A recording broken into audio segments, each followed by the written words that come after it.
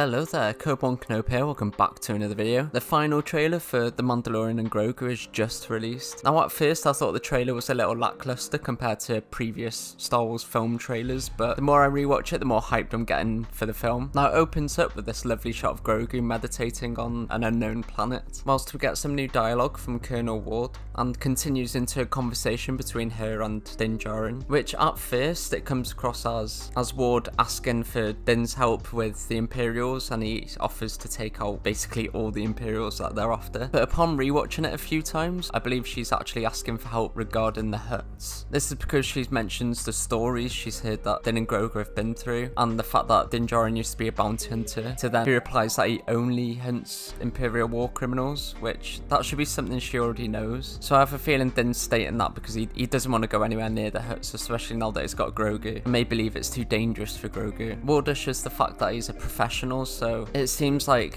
Din's been specifically picked out for this job. Now the rebellion may be targeting the Hutts because of the control they have in the galaxy, and probably does come across as going out for revenge, so that's probably why Din brings up that argument, to which Ward replies that she's just trying to prevent another war, because people might start fighting over hyperspace lanes or minerals, supplies, fuel, so it might not necessarily be the Imperials that she's referring to. So we get a few new shots of the Imperials though, and I believe this is all from the opening of the film. We've not really heard much of the Imperial villain in it, and we've seen more of the Hutt twins and probably even more of Rotter. So unless they're hiding something, the trailers at least suggest to me that that's all going to be within the first half an hour maybe. Mando then receives this mission to go after the Hutts, and then does it reluctantly. And then I imagine he goes on this search for Rotter, and then that leads to the twins somehow. I don't know how it will be connected in that sense, but I don't think the Imperials are going to be in this film as much as we think they will. So the rest of the trailer is pretty much just action shots and things,